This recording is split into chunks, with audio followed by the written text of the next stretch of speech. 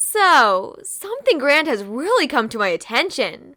I'm really surprised that it took me so long to figure this out about myself. Seriously, this ended up being some kind of grand aha kind of moment when it was really kind of pathetic in a way. If I'm the person who's supposed to know myself the best, why did it take me so incredibly long to figure out that I'm an extremely boring person? Like, who was gonna tell me? Why did no one have the heart to tell me that I don't really do anything? I mean, okay, I do some stuff, but they're really not like, I guess I do them for fun, but I mean, are they really? Okay, here's what I'm trying to get at. I have one hobby. It's running. Does running count as a hobby though? I mean, come on, it's exercise. I guess if you really want to put up a good argument for why it could be a hobby, then I guess knock yourself out. But I don't. So, I guess that leaves me with no hobby, and I feel like that's incredibly sad. Hobbies are meant to be things that I do for fun because I think they're fun, right? Why don't I do more of those? You know something terrible that I was realizing as I began to think of hobbies? It was the horrid fact that when I thought of the things that I do for fun, like really think about it, I came up with, wait for it, sitting at home and watching Netflix, or looking through travel blogs. Yeah, I know, sad.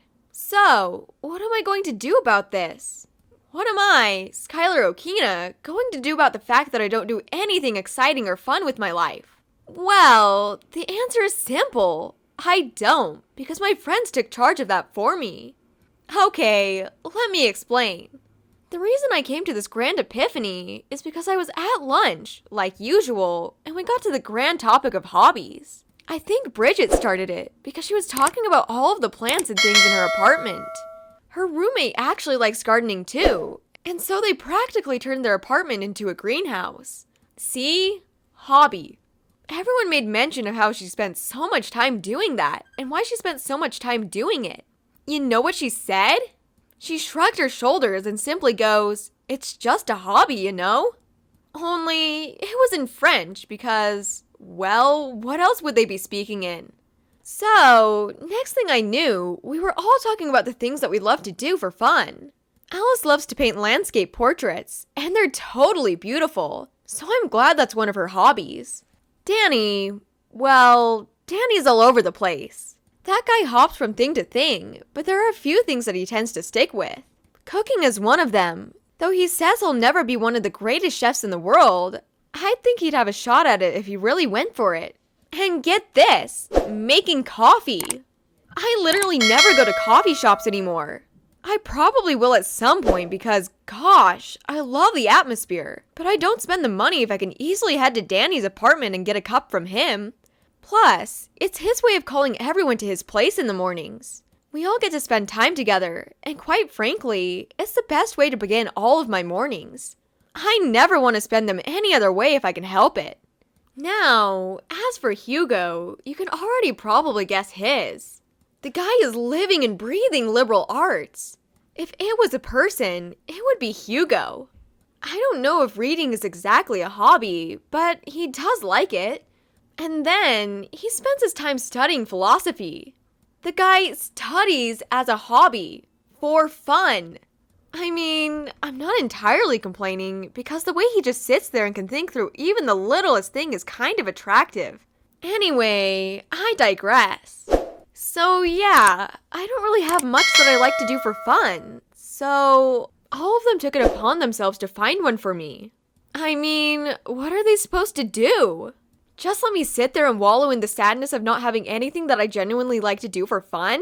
Why would I go and do that now?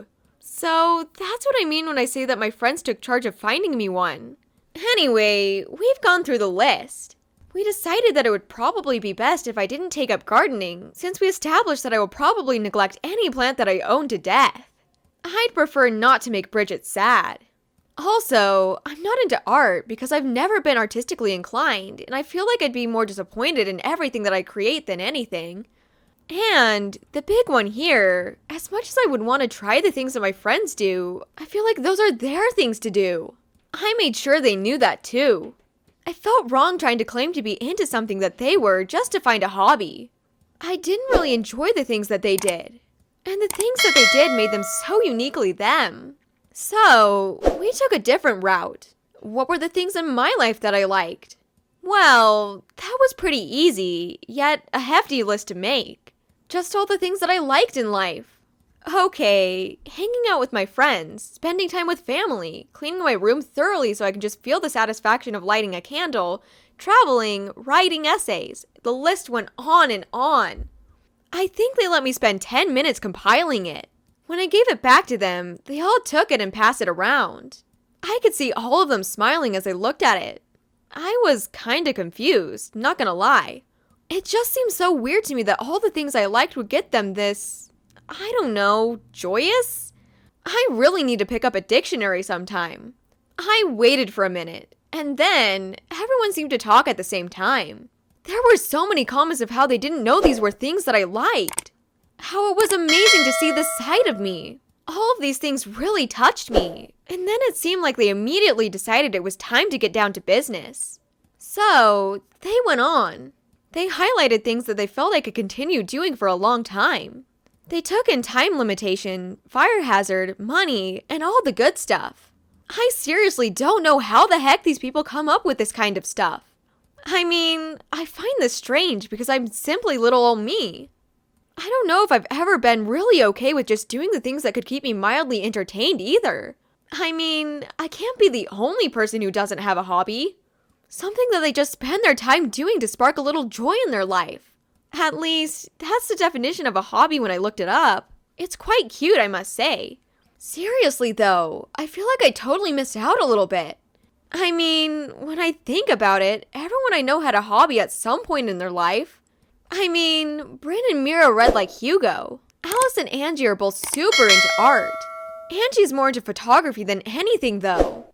I love her photos. They amaze me constantly. Sadie and Casey I guess could count on partying as something they do for fun, but I only say that to poke fun at them. Sadie is really into collecting things. She has all sorts of collections in her room. Things in bottles, pennies, plants, all sorts of things. They get hung up on all parts of her room to be showcased to the rest of the world, and it's kind of mesmerizing. Casey, as wild as she is into yoga and meditating. I know, right? I would have never expected that from her either, and I've been friends with her for 7 years. I mean, did I ever have something that really brought me back down to earth? That let me breathe? Feel accomplished in life? I don't think I really did. Other than going on all of my crazy adventures. But even then, those are just things that have happened to me. I don't exactly seek out any of those things.